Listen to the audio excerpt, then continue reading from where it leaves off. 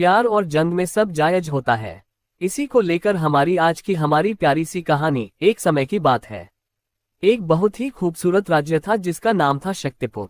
उस राज्य में एक बड़ा और रोबदार महल था जिसका नाम था यश महल, जहां महाराजा परिवार रहता था। उस महल की रसोई के कोने में जहां धुआं उठता रहता था, वहां एक लड़की खड़ी थी जिसका नाम था राजकुमारी आदित्य। वह महाराजा विक्रम सिंह की इकलौती बेटी थी। आदित्य अपने हाथों में लकड़ी का चम्मच पकड़े बुरा सा मुंह बनाते हुए चूल्हे पर रखी देगची में चाय की पत्ती डाल रही थी। उसके होंठ बड़बड़ाहट में हिल रहे थे। लकड़ियों से उठता धुआं उसकी आंखों में चुभ रहा था, मगर उसका गुस्सा धुएं से कहीं ज्यादा तेज था। झुंझुलाकर वह मन ही मन बोल रही थी कि क्या मुसीबत है इस इंसान को, जब देखो महल में चला आता है। पढ़ाई में असफल मैं हो रही हूँ, लेकिन समस्या उसे है। अब्बू जान ने बस एक बार कहा था कि आदित्य को पढ़ा देना, और यह युवराज तो जैसे मेरे पीछे ही पड़ गया है। मेरा बस चले तो अभी के अभी महल से निकाल दूं, मगर क्या करूं, बड़े महाराजा साहब की वजह से मजबूर हूं। उनका बेटा न होता तो आज मैं उससे बता देती कि आदित्य कौन है। चीनी के मिट्टी के बर्तन को खोलते ही उसने जोर से चम्मच उसमें मारा, जैसे गुस्सा चीनी के दानों पर उतार रही हो। तभी रसोई के दरवाजे से उसकी माँ रानी मृणालिनी अंदर आई, हाथ में आटे की थाली लिए। कदमों की आहट पर आदित्य ने चौंककर उनकी ओर देखा, क्योंकि युवराज अर्जुन के आने के बाद रानी मृणालिनी का उसके पास से उठ जाना तो नामुमकिन था। वो कुछ कहती इससे पहले ही रानी मृणालिनी ने जल्दी से कहा कि अरे आदित्य, पराठा भी बना देना। युवराज अर्जुन खाकर जाएंगे और चाय अच्छी बनाना। पिछली बार तुमने चाय इतनी बेस्वाद बनाई थी कि मुझसे तो घूंट तक नहीं लिया गया था। मगर वह युवराज एक शब्द नहीं बोले, चुपचाप पूरी चाय पी गए। आदित्य पलटकर झुंझुलाहट में बोली कि क्या मुसीबत है अम्मा जान, ये युवराज क्यों आते हैं हमारे महल में, आखिर इनकी समस्या क्या है। अब्बू जान ने बस एक बार कहा था कि आदित्य को पढ़ा देना, मगर यह युवराज मेरे पीछे क्यों पड़े हैं। मुझे नहीं पढ़ना युवराज अर्जुन से, आप उनसे कहें कि यह यहाँ से चले जाएं। मेरे लिए तो यह अजाब बन गए हैं, और कौन सा पिछले साल मैं परीक्षा में सफल हो गई थी।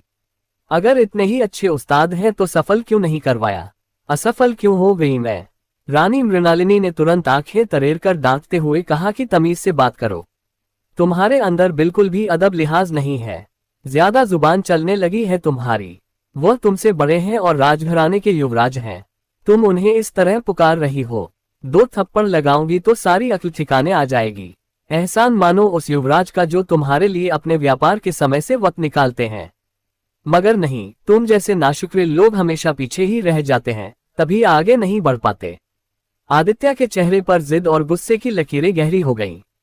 चम्मच चाय में घुमाते हुए उसने तेज लहजे में कहा कि मैंने कब कहा कि मेरे लिए समय निकाला जाए। मैंने जब कह दिया कि मुझे पढ़ाई नहीं करनी, तो फिर क्यों मुझे जबरदस्ती दोबारा परीक्षा दिलाई जा रही है, वह भी इनके कहने पर। ये युवराज मेरे सिर पर क्यों सवार हैं। मैं खुद अब्बू जान से कहूंगी कि मुझे इनसे शिक्षा नहीं लेनी। ये बिल्कुल अच्छा नहीं पढ़ाते, बस डांटते रहते हैं, ऊपर से हुक्म चलाते हैं कि मेरे लिए चाय बनाओ, पराठे लाओ। मैं इनकी शिष्या हूं या सेविका। रानी मृणालिनी ने ऊंची आवाज में कहा कि बहुत जुबान चलती है तुम्हारी। अगर यही जुबान अपनी परीक्षा के लिए इस्तेमाल कर लो तो वह दिन दूर नहीं जब हम तुम्हारी कामयाबी की मिठाई बांटेंगे। कम से कम बुनियादी शिक्षा तो पूरी कर लो, वह भी तुमसे पूरी नहीं हो पा रही, दोबारा असफल हो चुकी हो। वह तुम्हें पढ़ाने आते हैं तो तुम्हारे बाप का कितना धन बचता है, वरना इतना महंगा उस्ताद लगता। कोई एहसास है तुम्हें अपने बाप का, मगर नहीं, उसके लाड़ प्यार का नाजायज फायदा उठाती हो तुम। मेरा बस चले तो अभी तुम्हारा दिमाग ठिकाने लगा दूं, सिर्फ तुम्हारे बाप की वजह से मजबूर हूं, वरना सही तमीज सिखाती तुम्हें। आदित्य मुंह बिगाड़ते हुए धीमी आवाज में बोली कि हाँ, सारे एहसान तो युवराज अर्जुन को ही है। पता नहीं अब्बू जान ने क्या सोचकर उनसे कह दिया, इतना डांटते हैं। आज भी परीक्षा है जो, मुझे याद नहीं, पता नहीं कैसी सजा देंगे। कल भी कहकर गए थे कि अगर परीक्षा याद नहीं हुई तो छोड़ूंगा नहीं। सच कह रही हूँ अम्मा जान, यह उस्ताद नहीं बल्कि मेरी जान का अजाब है, आप माने या न माने। रानी मृणालिनी तुरंत बोली कि हाँ, तो अगर मेहंदी लगाने से तुम्हें फुर्सत मिल जाती तो तुम परीक्षा याद कर लेती। हर वक्त सजने संवरने में लगी रहती हो। तुम्हारी उम्र की लड़कियां पढ़ाई में दिल लगाती हैं, मगर तुम श्रृंगार, जेवरात, रंगीन चूड़ियां, इन्हीं सब में उलझी रहती हो। इन सब से बाहर निकलो तो पढ़ाई की तरफ भी रुझान हो। आदित्य के माथे पर बल पड़ गए। उसने चूल्हे से नजर हटाकर अम्मा जान को घूरते हुए कहा कि बस अम्मा जान, हर वक्त मुझे ही ताने देती रहती है आप, जैसे मेरा कुछ बनने वाला ही नहीं। आप देख लेना, एक दिन आप मुझे देखकर गर्व करेगी और कहेंगी कि आदित्य जैसी कोई नहीं। रानी मृणालिनी ने आटे की थाली जोर से रखी और बोली कि चुप हो जाओ, तुम्हारी बातें बहुत निराली होती हैं। मेरे पास इतना फालतू वक्त नहीं कि तुम्हारी इन निराली बातों पर बर्बाद करूं।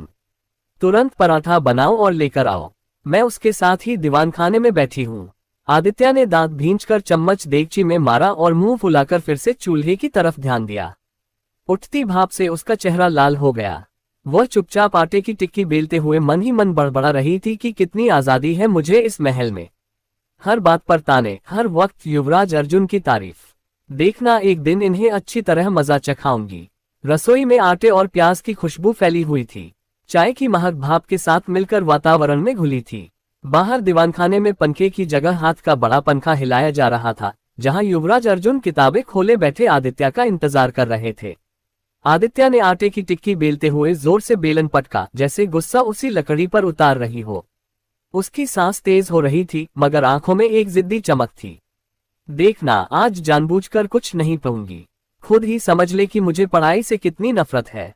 ये बला हमेशा मेरे सिर पर सवार रहती है।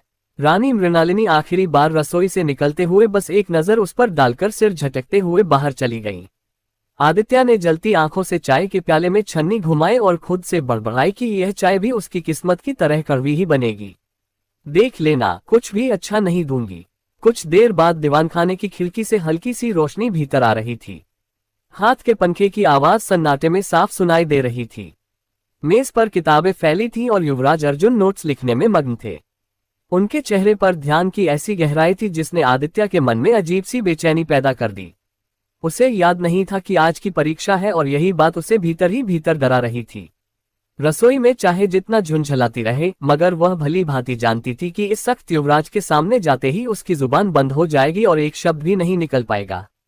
कुछ पल बाद वह हाथ में लकड़ी की ट्रे लिए जैसे ही कमरे में दाखिल हुई, उसकी नजर सीधे युवराज अर्जुन पर पड़ी। देखने में वह भला के खूबसूरत थे, जैसे कमरे की सारी रोशनी उन्हीं के चारों ओर सिमट गई हो। खुदा ने उन्हें बड़े फुर्सत से गढ़ा था। लंबा चौड़ा कद, मजबूत कसरती जिस्म, कुर्ता पैजामा पहने वह उस पल राजकुमारों को भी मात दे रहे थे। आदित्य ने झिझकते हुए ट्रे मेज पर रखी और धीरे से बोली कि ये खा लीजिए, उसके बाद पढ़ा दीजिएगा। अम्मा जान कह रही थी। युवराज अर्जुन ने एक नजर उसकी ओर देखा। आंखों में सख्ती झलक रही थी।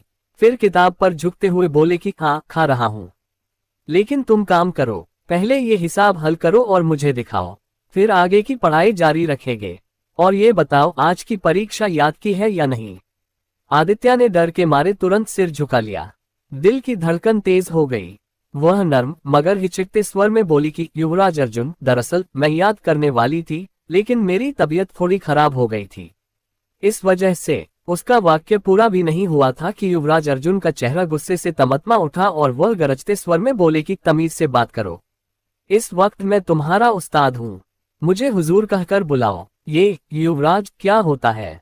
जरा सी भी तहजीब नहीं है तुम में। कल भी मना किया, कहा, फिर भी मेरी बात की परवाह नहीं। अगर दोबारा तुम्हारे मुंह से युवराज सुना तो मुझसे बुरा कोई नहीं होगा। तुम प्यार की भाषा समझती ही नहीं हो। आदित्य पल भर के लिए हतप्रभ रह गई। आंखों में हैरानी उतर आए, मगर सिर झुकाकर धीरे से बोली कि जी हुजूर, आइंदा ख्याल रखूंगी। आपको हुजूर कहने की आदत नहीं है, इसलिए युवराज कह जाती हूँ। वह बोलने की आदी थी, इसलिए चुप रह पाना उसके लिए मुश्किल था।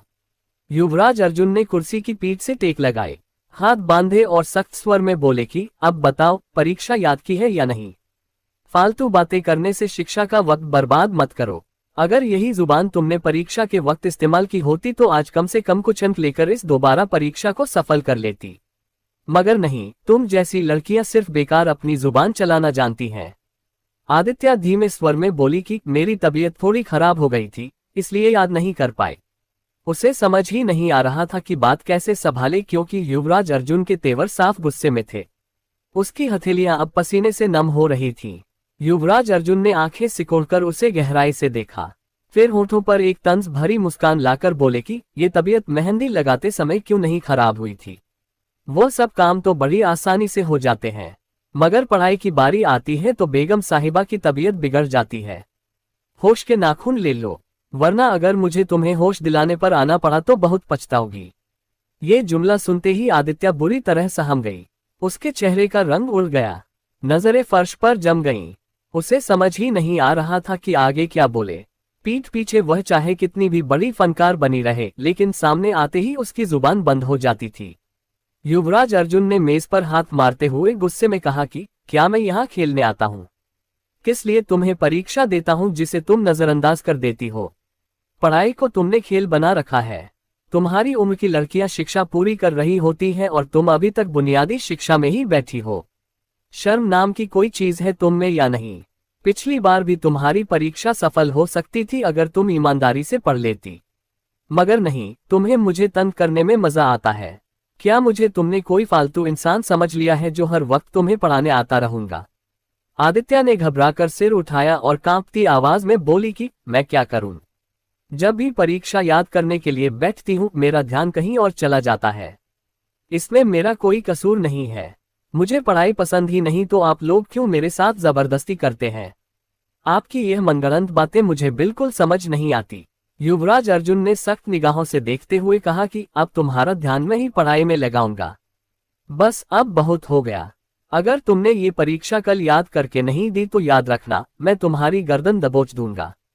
तुम अच्छी तरह जानती हो कि मैं क्या कर सकता हूँ। तुम्हें अभी मेरे गुस्से का एहसास नहीं है। आदित्य घबराकर तुरंत बोली कि जी अब नहीं होगा। उसके लहजे में डर साफ छलक रहा था। दिल की धड़कन इतनी तेज थी जैसे कानों में बज रही हो। युवराज अर्जुन ने गंभीर मगर सख्त स्वर में आगे कहा कि निकालो किताब।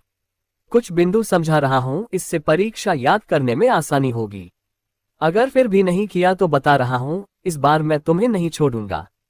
आदित्य चुपचाप मेज के किनारे बैठ गई, सिर झुकाकर किताब खोलने लगी।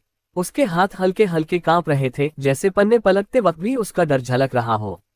कमरे में किताबों की खुशबू और चाय की भाप मिलकर भारी सा वातावरण बना रही थी। आदित्य के होंठ सिले हुए थे और आंखों में सहम जाने का भाव था। दूसरी ओर युवराज अर्जुन की आंखों की कठोरता और आवाज की तीखी गूंज यह ऐलान कर रही थी कि अब खेल खत्म और केवल पढ़ाई बाकी। लेकिन कोई नहीं जानता था कि किस्मत इन दोनों के लिए क्या फैसला कर चुकी है। निकाह की खबर। 1 घंटे बाद दीवानखाने में लगातार पढ़ाने के बाद जब आदित्य की आंखों में झुंझुलाहट और चेहरे पर थकान साफ दिखने लगी तो युवराज अर्जुन ने किताब बंद की और सीधे खड़े हो गए। वह उसे हमेशा तभी तक पढ़ाते थे जब तक वह थक न जाए। जैसे ही महसूस करते कि अब वह उबने वाली है, वह पढ़ाई रोक देते। उन्होंने मेज पर रखी कलम उठाई, नोट्स समेटे और शांत कदमों से दरवाजे की ओर बढ़ गए। दरवाजा खुलते ही हल्की ठंडी हवा का झोंका मिला, जैसे घंटों की घुटन के बाद एक पल को सुकून आ गया हो। अभी वे बाहर निकले ही थे कि दाईं तरफ वाले कमरे का दरवाजा खुला और रानी मृणालिनी सामने आ गई। उनके हाथ में एक रुमाल था जिसे वे धीरे धीरे मरोड़ रही थीं। युवराज अर्जुन ने अदब से सिर झुकाया। वह हमेशा खुदा हाफिज कहकर निकलते थे, मगर आज व्यापार में महत्वपूर्ण बैठक थी, इसलिए चुपचाप जा रहे थे। शायद दरवाजा खुलने की आहट पर रानी मृणालिनी को अंदाजा हो गया था। करीब आते ही उन्होंने प्यार भरे स्वर में पूछा कि जा रहे हो बेटा? युवराज अर्जुन ने सिर हिलाया। जी, बस निकल रहा हूँ। आज व्यापार में बैठक है इसलिए जल्दी जा रहा हूँ। और राजकुमारी ने आज फिर परीक्षा याद नहीं की थी तो ज्यादा वक्त नहीं लगा। मैंने मुख्य बिंदु समझा दिए हैं, अब कल आऊंगा। रानी मृणालिनी के चेहरे पर एक पल को ठहराव आया, फिर धीमे स्वर में बोली कि बेटा तुमसे काम था। युवराज अर्जुन ने हैरानी से उनकी ओर देखा। वह कुछ कहते इससे पहले ही वे बोली कि क्या तुम अपने वालिद साहब तक एक पैगाम पहुंचा दोगे?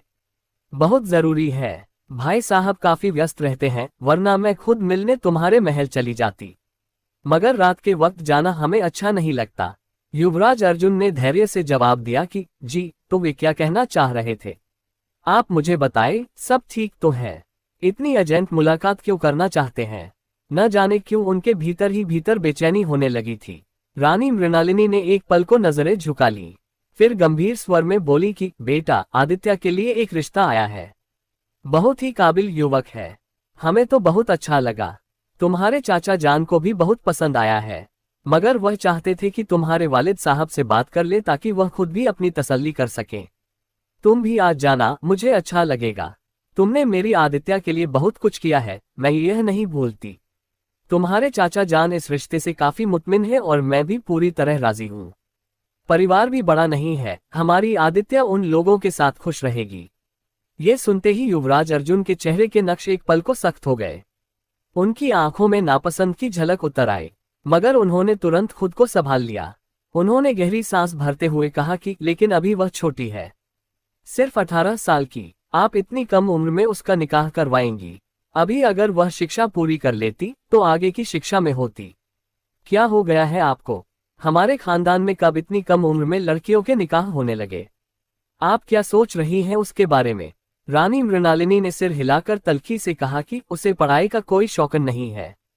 सिर्फ तुम्हारे चाचा जान की ख्वाहिश है कि यह लड़की बुनियादी शिक्षा कर ले, इसीलिए हमने इसे तुम्हारे जिम्मे डाला हुआ है।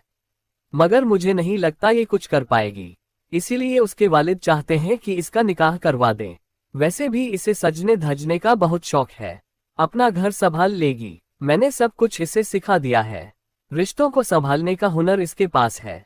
मेरी बच्ची किसी से बदतमीजी नहीं करती, इसीलिए मुझे उम्मीद है कि यह कभी कोई ऐसी गलती नहीं करेगी जो परिवार के लिए नुकसानदेह हो। युवराज अर्जुन ने गहरी सांस ली और नर्म मगर तेजस्वी अंदाज में बोले कि मगर अभी यह बहुत छोटी है, इसे पढ़ने दें, अपना भविष्य बनाने दें। आप ऐसी बातें इसके दिमाग में डाल ही क्यों रही हैं? आपकी वजह से यह बिगड़ जाएगी। आप क्यों ऐसे कर रही हैं चाची जान? वालिद साहब भी आपको यही कहेंगे कि अभी इसका रिश्ता करने की कोई जरूरत नहीं। रानी मृणालिनी तुरंत हंसते हुए बोली कि अरे बेटा छोड़ो, लड़कियों का कौन सा भविष्य होता है, अपने घर की हो जाए, हम दोनों के लिए यही सुकून की बात है। हमारे कौन से 10-12 बच्चे हैं, बस यही एक है। कब सांसें रुक जाएं कुछ पता नहीं। इसे अपनी जिंदगी में इसके घर का कर देंगे तो हम परसुकून रहेंगे। युवराज अर्जुन ने बेबस होकर नजरें झुका ली और बस इतना कहा कि जी। फिर सलाम करके दरवाजे की तरफ बढ़ गए, मगर उनके कदमों की रफ्तार सुस्त थी, जैसे अंदरूनी कश्मकश ने उन्हें भारी कर दिया हो। दरवाजे से बाहर निकलते हुए उनके चेहरे पर सख्ती और बेचैनी साफ झलक रही थी। वह बेहद बेचैन नजर आ रहे थे, और भला बेचैन क्यों न होते। जिस राजकुमारी को उन्होंने हमेशा अपने लिए चुना था, जिसके साथ रहने के लिए वो कोई न कोई बहाना ढूंढते रहते थे, उसे किसी और का होते देखना या उसके बारे में ऐसा सोचना भी उनके लिए गुनाह जैसा लग रहा था। उनका दिमाग अब तेजी से काम करने लगा था। वह इतनी जल्दी हार मानने वाले नहीं थे।